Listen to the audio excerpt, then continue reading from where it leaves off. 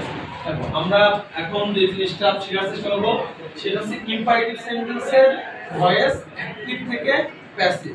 আমরা যদি অ্যাক্টিভ থেকে প্যাসিভ চাইতে পারি তাহলে কন্ট্রাডিক্ট করতে পারবো, দুটো জিনিসটা করতে পারবো যে প্যাসিভ থেকে অ্যাক্টিভ আসতে পারবো। তো আমরা ইম্পারেটিভ সেন্টেন্স সম্পর্কে আগে ধারণা দিয়েছি। তো আমরা এখন দেখবো যে স্ট্রাকচার অনুযায়ী যদি কখনো কোনো ইম্পারেটিভ সেন্টেন্সে এমন থাকে ট্রান্সিটিভ ভার্বের পরে অবজেক্ট দিয়ে যদি সেটাকে আমাদের বলে যে প্যাসিভ ফর্ম করতে, আমরা অলওয়েজ ইম্পারেটিভে আমরা যদি লেট ইউজ করি তো আমরা ইউজ করব লেট, এবং এই যে এখানে অবজেক্ট থাকবে লেটের পরে শুরুতে আমাদের লেটটা ইউজ করতে হবে। এইটা হচ্ছে মেইন বিষয়।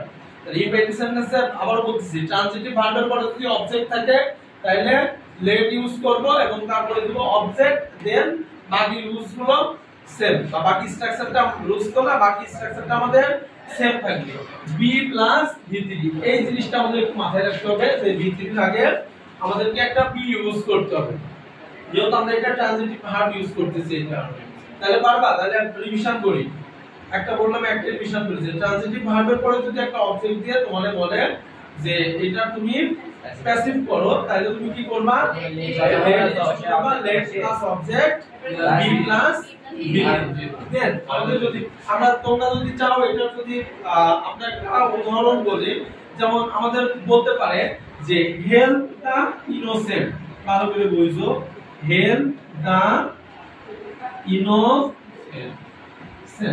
খেয়াল করো হেল্প এটা একটা ভার্ব, এটা obviously আমাদের কি ভার্ব? Transitive verb. তাহলে আমরা শুরু করব কি লেট দ্বারা প্যাসিভে লেট, এরপরে অবজেক্ট কোনটা? এই যে let the innocent be be plus ভি3 বি এই সি এল পি ক্লিয়ার। এখন কখনো যদি এমন থাকে লেট দা ইনোসেন্ট বিহেভ তখন আমরা কি করব? হেল্প দা ইনোসেন্ট। ক্লিয়ার? দেন দুই নাম্বার যে স্ট্রাকচার সেটা হচ্ছে ট্রানজিটিভ ভার্ব। আবার শুরু হবে ট্রানজিটিভ ভার্বের পরে যদি দুইটা অবজেক্ট, এটা আমরা বলে থাকি যে ডাবল অবজেক্ট যুক্ত ট্রানজিটিভ ভার্ব বা ডাবল অবজেক্ট যুক্ত ইম্পারেটিভ সেন্টেন্স যদি আমাদের থাকে তাহলে আমরা কি করব? যে ট্রানজিটিভ ভার্বের পরে আমাদের ইনডিরেক্ট অবজেক্ট থাকবে, তারপরে ডিরেক্ট অবজেক্ট থাকবে। এটা ক্লিয়ার? ট্রানজিটিভ ভার্বের পরে শুরুতে থাকবে ইনডিরেক্ট অবজেক্ট। ইনডিরেক্ট অবজেক্ট যেটা আমাদের ব্যক্তিবাচক অবজেক্ট হিসেবে ইউজ হবে, এবং তারপরে ডিরেক্ট অবজেক্ট যেটা সেটা হয় বিষয় হবে না হয় কোনো বস্তু হবে। কথা ক্লিয়ার? তো আমরা যদি এরকম একটা উদাহরণ দিই যে give him this letter, এটা যদি আমরা একটু एग्जांपल নিই যে give him this letter, তো এইটার ক্ষেত্রে আমরা কি করব? আবারও আমরা কি করব? শুরুতে কি ইউজ করব?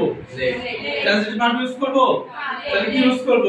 লেট ইউজ করব। এই যে লেট ইউজ করব। এরপরে যেটা একটু মাথায় রাখতে হবে যে আমরা দুইটা অবজেক্ট আছে, এখন প্রশ্ন থাকতে পারে যে কোন অবজেক্টটা আগে ইউজ করব। আমরা যেটা বস্তু বা বিষয় বোঝাবে সেই অবজেক্টটা আগে ইউজ করব। ক্লিয়ার? তো আমরা এখানে আসতেছি। তো এরপরে বস্তুবাচক অবজেক্ট, এরপরে আমাদের এই জিনিসটা সমান ক্ষেত্রে সেম বি ভার্ব প্লাস ভি3। দেন দেখো যখন ডাবল অবজেক্ট থাকবে তখন আমরা শুরুতেই মানে প্রিভিয়াস ক্লাসে শিখাইছিলাম যে সবসময় যে আমরা প্যাসিভ বা আই ইউজ করব এমনটা না, আমাদের অন্য প্রিপজিশনে ইউজ হইতে পারে, to, for, will, at, in use হইতে পারে।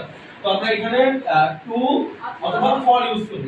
গিভ এর ক্ষেত্রে মনে রাখবা গিভ এর ক্ষেত্রে অলওয়েজ টু হয়, to give, to give. Give এর ক্ষেত্রে অলওয়েজ কি হয়?